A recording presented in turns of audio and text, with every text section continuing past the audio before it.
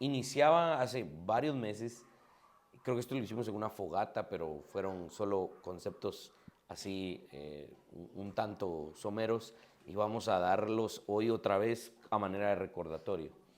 Eh, Basábamos un poco nuestro entendimiento del manejo del tiempo desde un concepto que se conoce como la procrastinación, que la procrastinación pues obviamente es ir aplazando aquellos deberes que uno tiene que hacer. Y Jonathan Edwards, el gran Jonathan Edwards, el gran teólogo puritano de los Estados Unidos, él daba un sermón sobre el tema de la procrastinación, pero obviamente él como buen teólogo reformado lo enfocaba desde la perspectiva de la salvación y él lo hacía a partir de Proverbios 27:1. Ayúdame con ese pasaje. Proverbios 27:1 dice: no te jactes del día de mañana porque no sabes qué dará de sí el día. Y Jonathan Edwards obviamente hacía este mensaje acerca de la necesidad urgente de venir a Cristo y por qué la gente debiese venir a Cristo sin demorarse. El sermón anterior a este que Jonathan Edwards dio se llamaba acerca de lo valioso del tiempo, el cual tenía esta misma dirección, que aquellos que no han venido a Cristo y que dicen, tal vez mañana, o algunos que se arriesgan tanto que dicen, bueno, cuando esté cerca de morir, ahí voy a venir a Cristo. Jonathan Edwards decía, no puedes jactarte del día de mañana. En términos salvíficos, no sabes si vas a despertar el día de mañana. Entonces, esa era obviamente la inclinación de Jonathan Edwards a la hora de hablar de lo valioso que es el tiempo, lo cual es necesario porque a partir de la perspectiva salvífica y del pacto necesitamos construir una teología práctica del manejo del tiempo.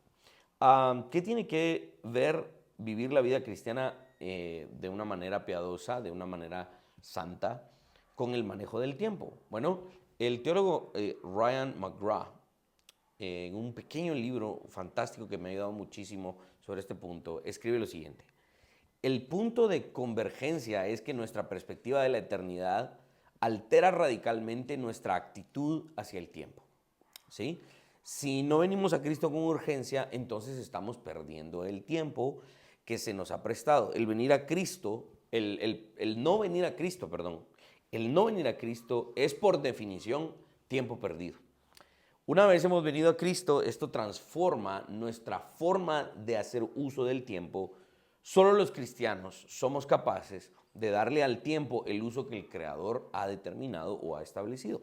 Pablo escribe en Efesios capítulo 5, versos 16, aprovechando bien el tiempo porque los días son malos. Y en ese verso hay una riqueza fantástica de nuestro entendimiento del uso del tiempo que vamos a ir viendo en los próximos 2 o 3 viernes.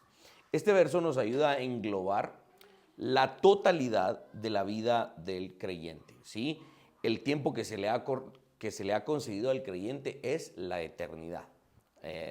Este verso debe estar en nuestra mente cada vez que hemos de realizar una tarea cotidiana, aprovechando bien el tiempo porque los días son malos. El objetivo de esta reflexión es considerar el manejo del tiempo para que podamos servir de mejor manera a los intereses del reino de Dios. Aquí vamos a responder a 2 preguntas, o en esa ocasión que presentábamos este tema, respondíamos a 2 preguntas. ¿Cuál fue la enseñanza de Pablo acerca del tiempo? ¿Y cómo afecta eso mi vida? Esto tiene que ver de nuevo en el marco de lo que estamos tratando de un creyente disciplinado. Un creyente que aprende no solo las disciplinas espirituales, sino que en otras áreas de su vida aprende a ser disciplinado. Es obvio que ya el manejo del tiempo es un aspecto significativo de la vida del cristiano. Iniciemos con la enseñanza de Pablo. La administración del tiempo es una tarea similar a la administración de cualquier otra cosa en la vida. Para administrar el tiempo debemos saber quién es el dador del tiempo, ¿sí? Y también necesitamos saber qué significa ser cristiano. Porque cuando uno responde qué significa ser cristiano, entonces uno puede darle mejor sentido al uso del tiempo. El tiempo es un aspecto más que debe ser utilizado para la gloria de Dios. Si yo les pregunto las cosas que ustedes tienen en su dominio o ustedes tienen a su alcance, su intelecto, sus recursos, un carro, su casa, un trabajo, qué sé yo, cualquier otra cosa, yo les pregunto, ¿cuál sería el mejor uso que le podrían dar a esos recursos? Y como buenos creyentes, ustedes han de responder, pues el mejor uso que le puedo dar es para la gloria de Dios. Toda aquella cosa que yo utilice para la gloria de Dios, que la utilice correctamente, éticamente. Y no necesariamente eso tiene que ver con hacer uso de mis recursos para la iglesia. No, hemos establecido que el entendimiento del reino es más grande que una iglesia local. Si yo tal vez no soy pastor, pero soy un empresario y utilizo mis recursos en esa empresa para bendecir a la gente, para prosperar, para todo lo que tenga que hacer esa empresa y hacer las cosas bien, lo estoy haciendo para la gloria de Dios, y esto es importante hacerlo. Ahora, en los primeros capítulos de la carta a los Efesios, Pablo desarrolla el entendimiento de quién es Dios, el Dios trino, ¿no? Dios Padre, Dios Espíritu, Dios Hijo, y habla acerca de la salvación, que es una obra de este Dios trino. Desde la bendición del Padre, sus elegidos son sellados como su propiedad a través del Espíritu Santo, y a través del poder de la redención, los creyentes entonces deben empezar a vivir como ciudadanos del reino, como propiedad de este Dios trinitario. Pablo inicia el capítulo 4 de Efesios haciendo referencia a esta gloriosa labor de Dios, y por tanto la vida del creyente debe desarrollarse sobre la base de que somos propiedad de Dios. Veamos Efesios capítulo 4, verso 1. Yo pues, preso en el Señor, os ruego que andéis como es digno de la vocación con que fuisteis llamados. Ok, vean esa palabra. Porque este verso es el contexto de la declaración de aprovechando bien el tiempo porque los días son malos. Ese verso debe entenderse a la luz de esto, que somos llamados de acuerdo a la vocación que el Padre nos ha llamado. ¿Cuál es nuestra vocación? Pues obviamente nuestra vocación es la gloria de Dios, es glorificar a Dios, es hacer lo que hacemos para la gloria de Dios. Y esa vocación debe gobernar nuestro uso del tiempo. Este es el contexto de esa exhortación. En cuanto a la exhortación de redimir el tiempo, el caminar o andar como es digno de esta vocación tiene que ver con el orden de la vida del creyente, no solo en algunos aspectos de la vida, sino en toda la vida. Leamos una vez más a Ryan McGraw, y él dice, significa vivir juntos fielmente en la iglesia, desarrollar hábitos de piedad personal de maneras específicas y establecer relaciones familiares moldeadas por el Evangelio, para nombrar algunas cosas de cómo es que el creyente debiese vivir. Muchas personas quieren saltarse la doctrina, los principios, el fundamento teológico para llegar a la práctica. Mucha gente quiere decir, bueno, sí va, dígame cómo manejo bien el tiempo, pues deme un listado de tareas, dígame qué hago de esta hora a otra hora, o cómo hago para no perder el tiempo, cómo hago para no entretenerme tanto en el celular usted. Eso es lo que yo quiero saber, pero es necesario que lleguemos a esas cuestiones prácticas a partir de nuestro llamado y nuestra vocación. Somos ciudadanos del cielo, somos propiedad de este Dios trino revelado en la Escritura. Por lo tanto, a la luz de eso, debemos de utilizar bien nuestro tiempo.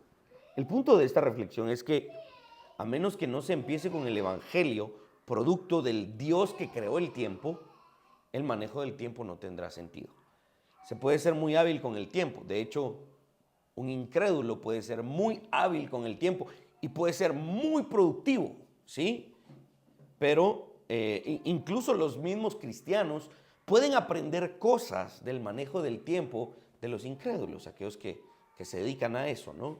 Yo ponía el ejemplo de un tipo que conocí, él es mexicano, y él decía que él era licenciado en la administración del tiempo libre, y yo no sabía que existía esa carrera, y él pues la cursó, la estudió y se dedicaba a ello, se dedicaba a enseñarle a la gente cómo administrar bien el tiempo libre. Interesante su labor. Entonces, este es el punto. Si los creyentes entendemos quién es Dios, que Él creó el tiempo y cuál es nuestro llamado y nuestra vocación a partir de lo que el Señor nos demanda, podemos hacer sentido del uso del tiempo. A aquellos que no creen en Dios, por muy bien que administren su tiempo, en el plano de la eternidad lo han de perder. ¿De qué sirve en el plano de la eternidad el administrar cuidadosamente el tiempo si llegara el momento en que reclamen el alma? Dice Marcos 8:36, ¿qué aprovechará al hombre si ganare todo el mundo y perdiere su alma? A la luz de esto, si no creemos en Dios y hacemos un esfuerzo fantástico por administrar bien el tiempo, de nada serviría. Pero Pablo nos enseña el manejo del tiempo como un asunto que es un esfuerzo de todo o nada. Y esta es la belleza del Evangelio. Si somos creyentes, todo el tiempo que tengamos en esta vida puede ser redimido. Si somos creyentes, todo el tiempo que hayamos tenido en esta vida va a tener un propósito. Pero si no somos creyentes, por mucho que nos hayamos esforzado por manejar el tiempo, todo ese esfuerzo ha sido en vano. Porque el momento en el que nos toque encontrarnos con el Creador no habrá servido de nada. Entonces, independientemente de lo que hagamos con el tiempo cada día, ¿ganaremos todo nuestro tiempo o perderemos todo nuestro tiempo?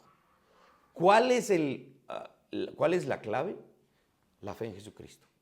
Si creemos en Jesucristo, por mucho tiempo que hayamos perdido, pero si Él nos perdona y nos ordenamos, todo el tiempo que hayamos tenido lo habremos ganado, porque tenemos fe en Él, porque Él ha redimido no solo nuestra vida, sino nuestro tiempo. Vamos a ir construyendo un poco más acerca de esto.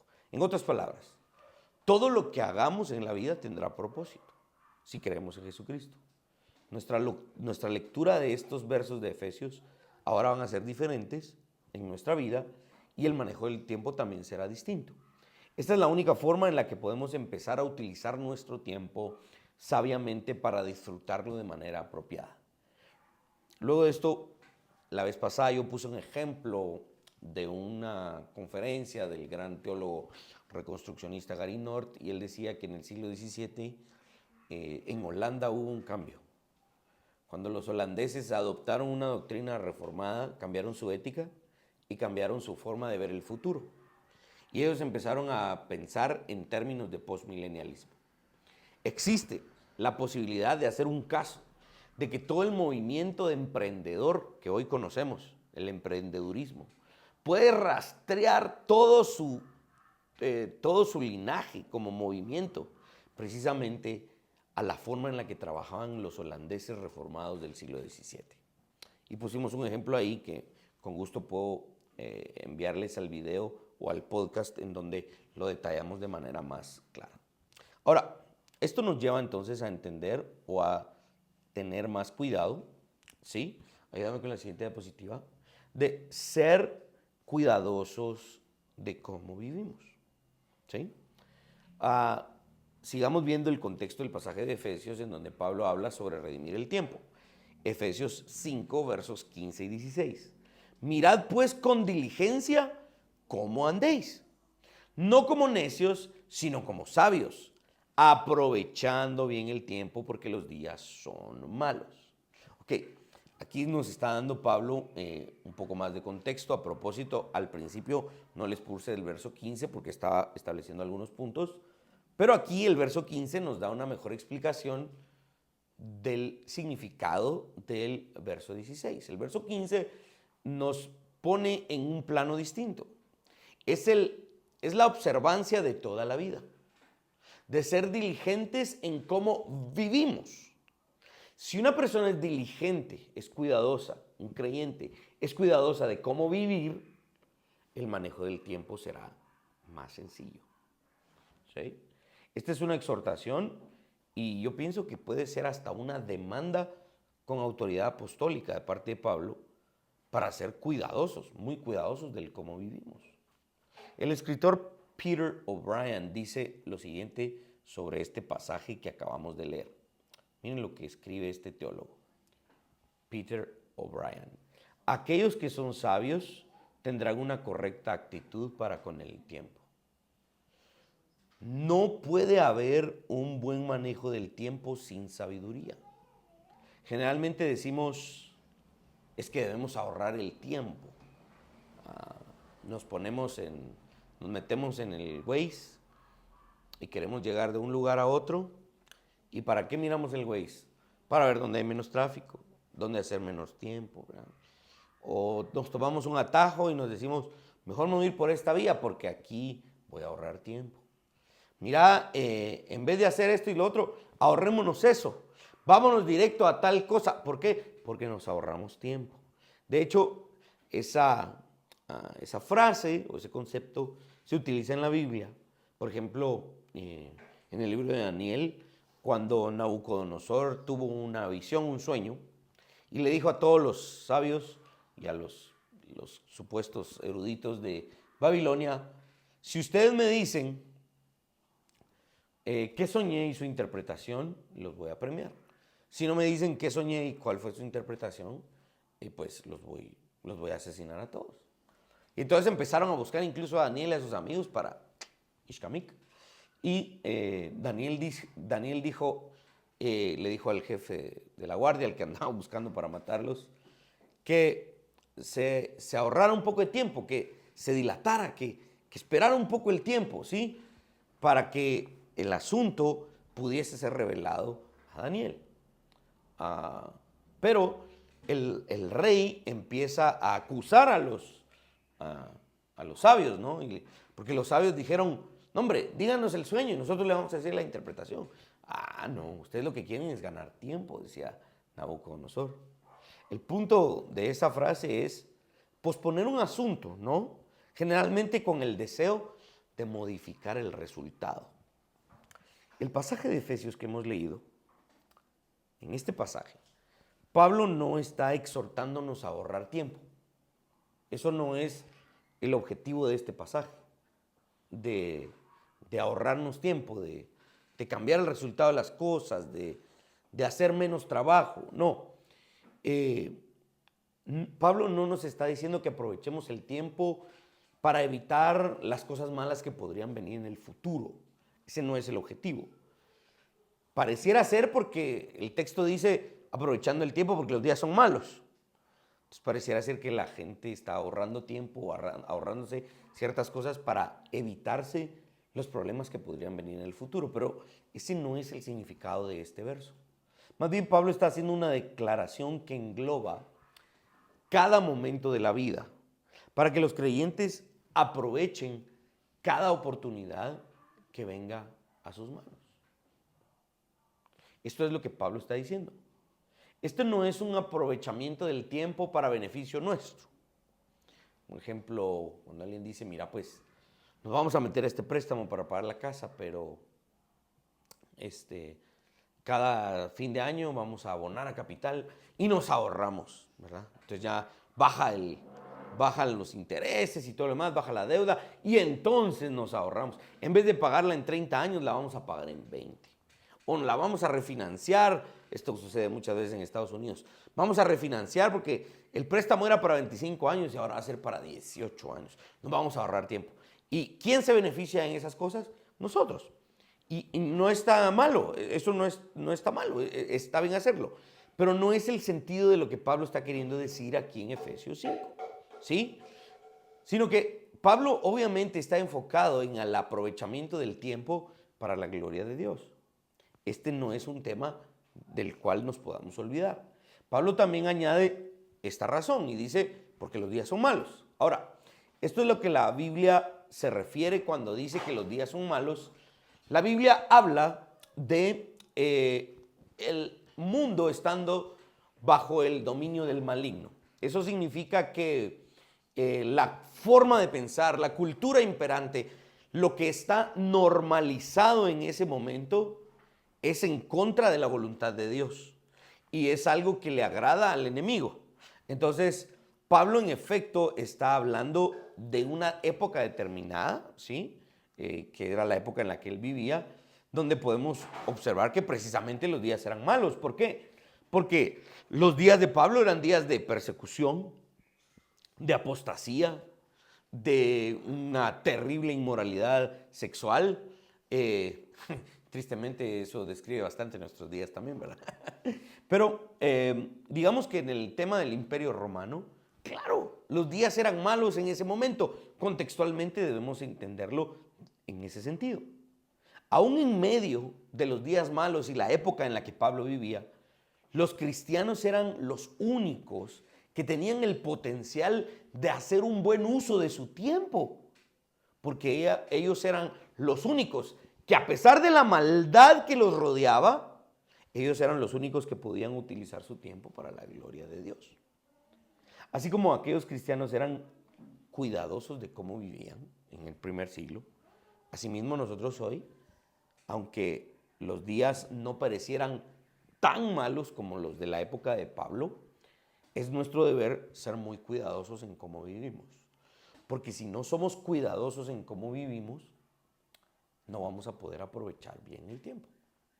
Esto nos lleva entonces al siguiente concepto que vamos a compartir, que significa conocer la voluntad de Dios. Suena algo como muy sencillo, pero para poder redimir el tiempo debemos conocer la voluntad de Dios en términos generales y en términos prácticos.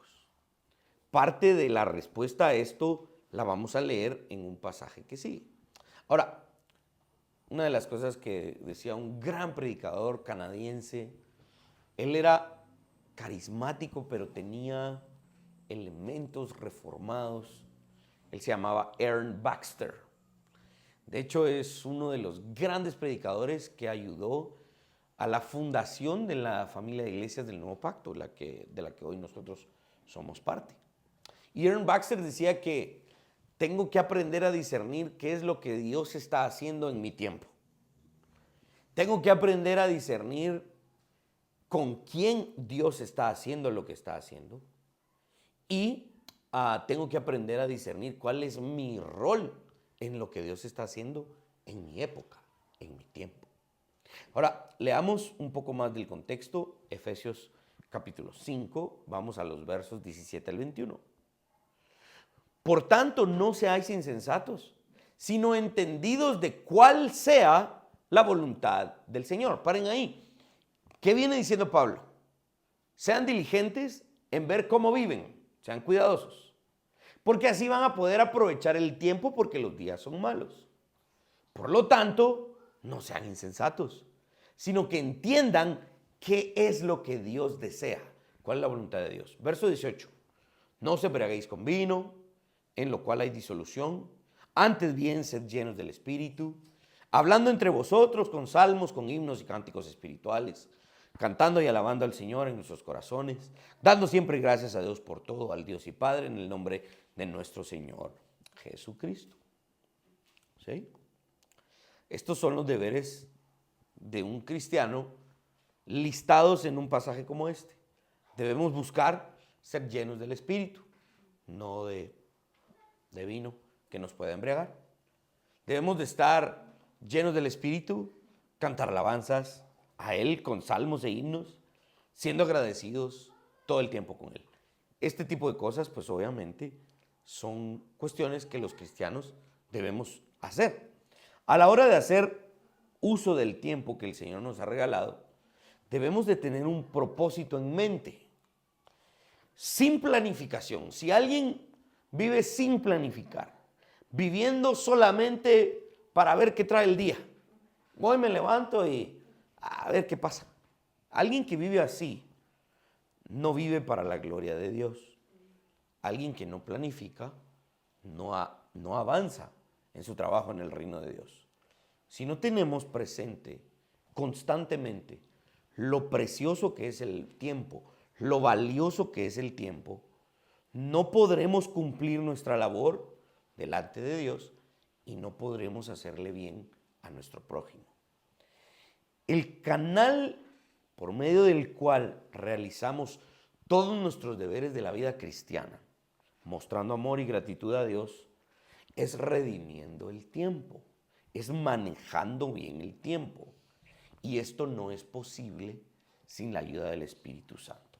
Y aquí entro entonces a la última parte de lo que hoy vamos a hablar. ¿Cómo redimimos el tiempo?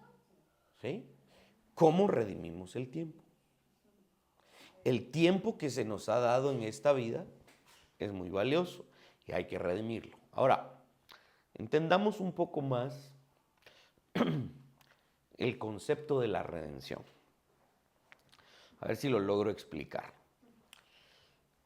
en términos un tanto más prácticos. Ustedes han comprado de esas tarjetas de regalo. Por ejemplo, yo compro una tarjeta en Walmart de 200 quetzales. Y vengo y se la regalo a mi esposa y le digo, mira mi amor, te regalo esta tarjeta de 200 quetzales. ¿Sí? Y Cindy dice, gracias, ¿verdad? Agarra esa tarjeta de 200 quetzales y la mete al cajero. ¿Le va a dar dinero? No. No me dio dinero el cajero.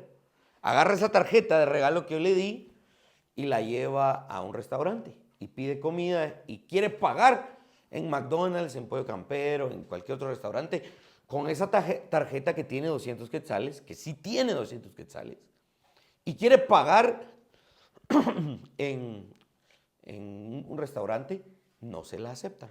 ¿Por qué? Porque esos 200 quetzales están atrapados dentro de una tarjeta en un comercio específico. Entonces, Cindy necesita redimir esos 200 quetzales. Y este es el punto al que quiero explicar. Esos 200 quetzales son de Cindy, pero esos 200 quetzales están atrapados. Necesitan ser liberados. Entonces Cindy va al lugar en donde esos 200 quetzales pueden ser liberados. Y ella redime esos 200 quetzales. Entonces ahí se compra una su bufanda, unos sus chocolates, qué sé yo, 200 quetzales. Y cuando ella pasa la tarjeta que yo le di, en efecto ahí sí funciona. ¿Por qué? Porque allí ese dinero puede ser redimido. Ahora, este ejemplo me sirve para explicar que la redención es algo que es mío, pero que está atrapado. Lo libero, ¿sí? Lo libero y sigue siendo mío, pero ahora ya no está preso. Por eso es que Dios en la Biblia nos enseña esto. Nosotros somos redimidos. ¿Por qué? Porque somos su propiedad, pero estamos presos del pecado. Entonces, en su obra salvífica, Él nos libera del pecado, nos redime para ya no ser esclavos del pecado. Seguimos siendo esclavos, pero de Él, ya no del pecado. Entonces, el tiempo está preso. Debido a nuestro pecado, nuestro tiempo está preso. Si yo soy un pecador que no me he arrepentido, el tiempo que yo tengo en esta vida está encarcelado. La idea es redimir el tiempo. Para poder manejar bien el tiempo. Para que lleguemos a saber cómo planificar un día y hacer cuestiones más prácticas. Necesitamos entender esto desde la perspectiva bíblica y teológica. El tiempo como pecadores lo estamos desperdiciando. Está preso. Ese tiempo podría hacer cosas maravillosas, pero está en una cárcel. En la cárcel de nuestro pecado. Cuando somos pecadores, nuestro tiempo sufre eso. ¿Me están siguiendo? Esta es la lógica bíblica y teológica para poder redimir el tiempo. El tiempo que se nos ha dado tiene un gran valor, pero debido a nuestro pecado está encarcelado. Está perdiendo potencial. Debemos tener la convicción de que somos capaces de redimir nuestro tiempo. ¿Por qué? Porque Cristo nos ha redimido. Y cuando Cristo nos redimió nuestro tiempo. Al redimir nuestra vida, Cristo liberó nuestro tiempo para que nuestro tiempo cumpla con la función que debe cumplir. Vean cómo el pecado afecta incluso nuestro tiempo. El pecado afecta nuestro intelecto, nuestras relaciones. El pecado afecta nuestras funciones, afecta todo. Y tristemente afecta también nuestro tiempo. Cuando estudiamos, hicimos un estudio sobre amartiología, sobre el estudio del pecado, iniciábamos con una frase de Gary North precisamente, y él decía que el pecado es tan exhaustivo como el evangelio. Es decir, que cuando el pecado entra en la creación, toca el todo de la creación. Cuando el pecado viene en nuestra vida, toca incluso nuestro tiempo, imagínense, porque es exhaustivo. Alguien productivo, pero no redimido por Cristo, no va a obtener la ganancia sustancial del uso de su tiempo. ¿Sí? Como los cananeos, por ejemplo, en el Antiguo Testamento. ¿Quiénes eran los cananeos? Pues los cananeos eran un montón de pueblos.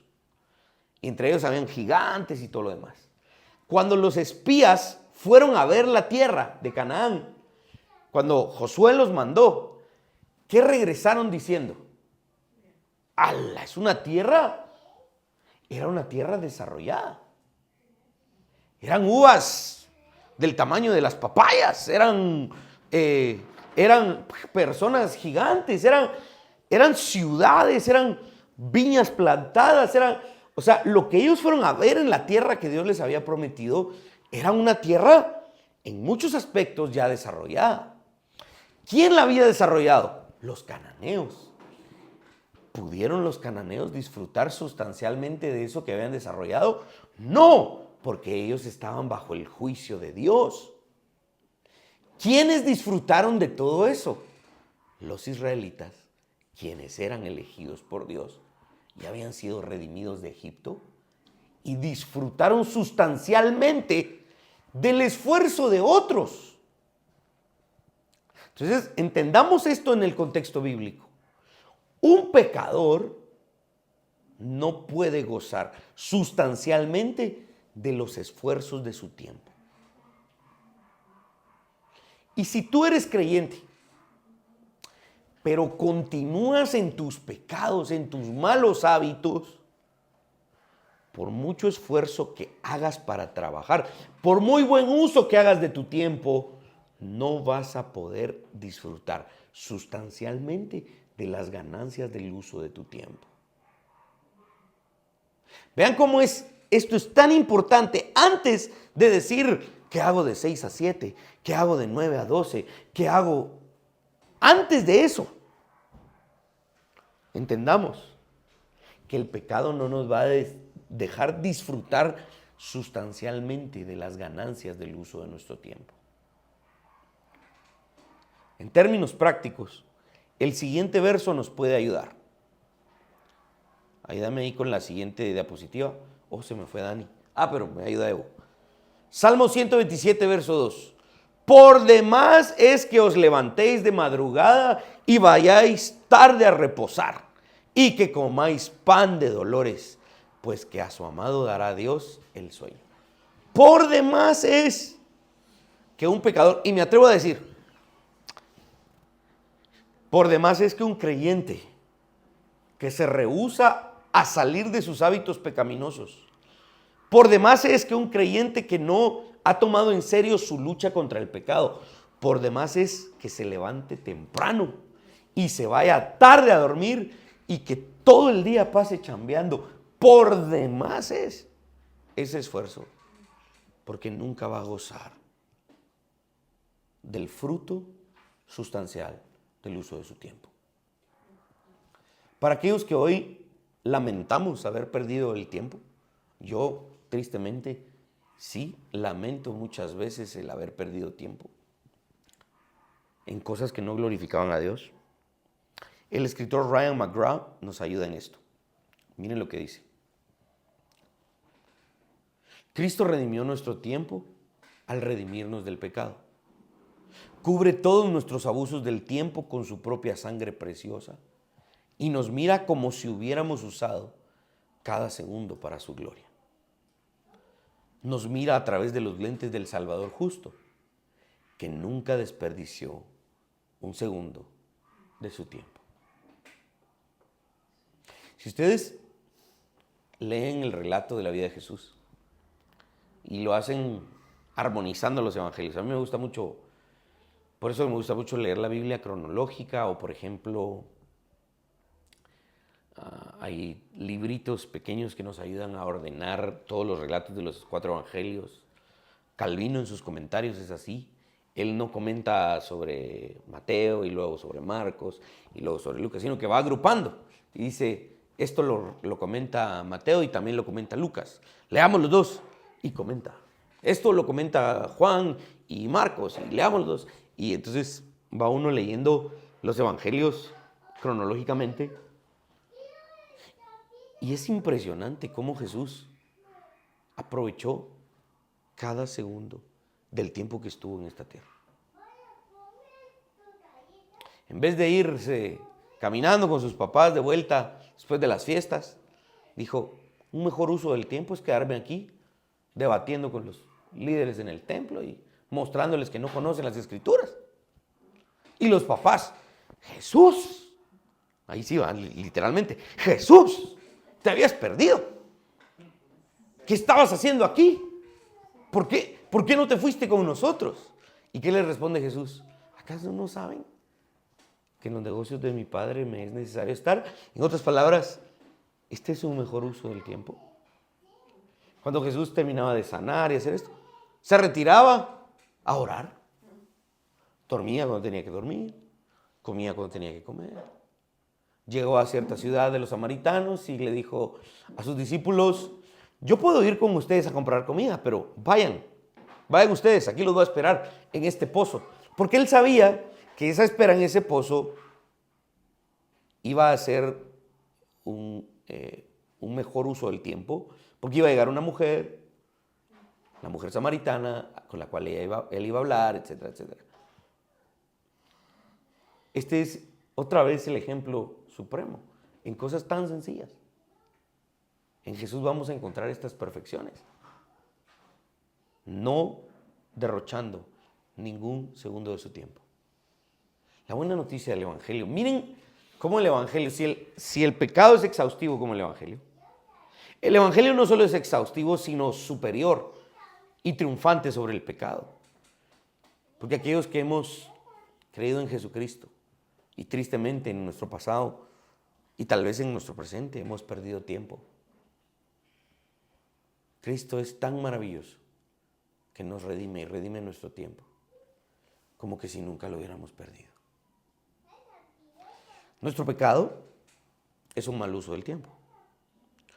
Los hermanos de José lo utilizaron mal, porque lo utilizaron para engañar a su papá, haciéndole creer que José había sido devorado por una bestia, pero realmente vendieron a José. Y José, ¿qué les dijo? Ustedes usaron su tiempo para cometer pecado, pero Dios lo encaminó para bien, porque ese pecado finalmente obró para los propósitos de Dios. Fue pecado. Los hermanos de José pagaron el precio de sus pecados, pero Dios no perdió el tiempo. Ese pecado sirvió para sus propósitos. Ahora, esto no significa que entonces, bueno, puedo perder el tiempo porque igual Dios me va a perdonar. Ese no ha entendido el Evangelio. Porque si respondemos así, estamos pecando y qué descarados seríamos. No seríamos realmente creyentes. Mis hermanos, el tiempo es vida. Y aquel que lo utiliza bien, ha de vivir bien su vida. El tiempo es algo muy valioso. Vean esto, el tiempo es algo que podemos gastar, pero nunca reponer. Algo como el dinero puede perderse, pero de alguna manera puede recuperarse. El tiempo no. Esto debe ponernos a pensar más cuidadosamente en cómo utilizar nuestro tiempo.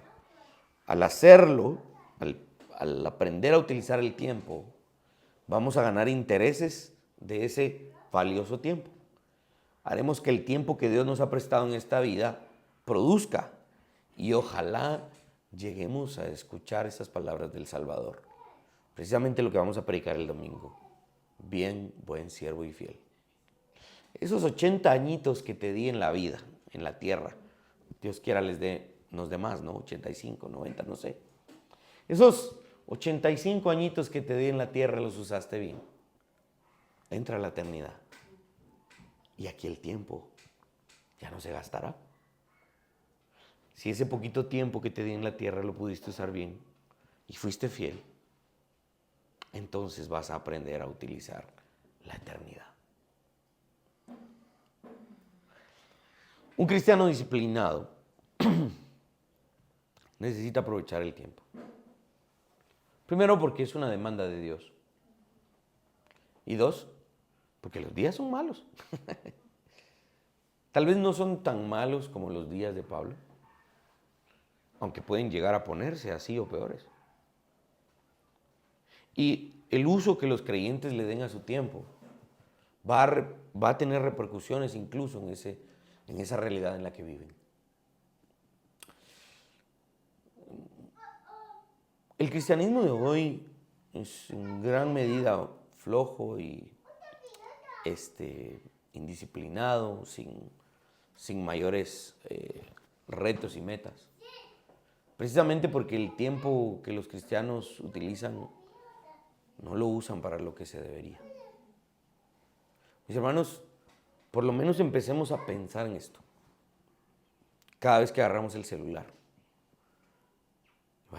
tengamos esa tentación de abrir el TikTok, el Netflix, el Facebook, ya no es Twitter, es el X. Cada vez que tengamos esa tentación, pongámonos a pensar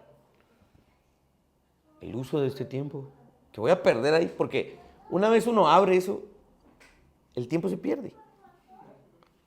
¿Esto glorifica a Dios o no? Ahora, uno puede ver el perfil de la gente en redes sociales y todo lo que publican, ¿no? Y uno rápido se da cuenta, este seguro va a perder el tiempo.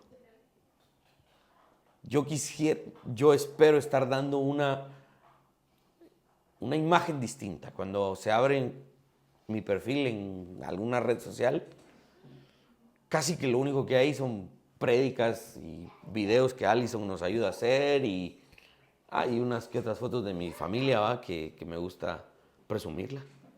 Soy feo, pero tengo una familia bonita. La quiero presumir.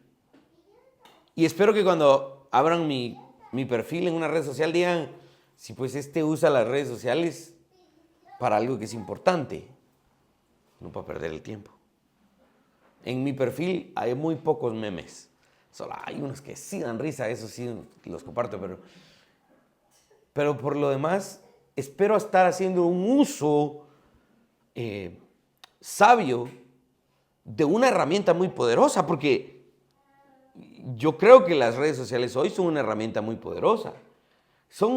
No es lo mismo, pero como cuando Lutero descubrió el poder de la imprenta, lo utilizó y gloria a Dios por el uso que Lutero le dio a la imprenta. Cuando descubrimos las redes sociales y el poder que tienen, hemos de saber utilizarlas y no perder el tiempo ahí. Entonces, mis hermanos, para cuestiones tan prácticas, veamos este fundamento teológico. Dios nos ha redimido y ha redimido nuestro tiempo. Un creyente que no se despoja de sus malos hábitos, no solo va a perder el tiempo, sino que todo el esfuerzo que haga en el poco tiempo que se aprovecha, no va a poder gozar de ese sustancial beneficio. Por demás, es que nos levantemos temprano y vayamos a dormir tarde, si nuestro pecado gobierna el uso de nuestro tiempo. Estoy seguro que todos en alguna medida, en algún grado, necesitamos arrepentirnos del uso del tiempo.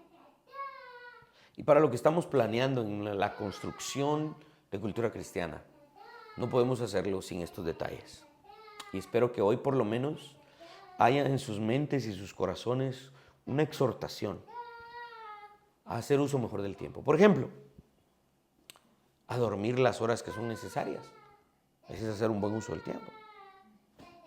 a sabernos despertar a cierta hora, a, a descansar, a que el tiempo en el que estamos despiertos lo sepamos utilizar para lo que es. Espero, mis hermanos, que empiecen a ver reflexiones en su mente y cada uno de ustedes en su vida personal empiece a hacer un mejor uso de este regalo maravilloso del tiempo del cual hemos de dar cuentas.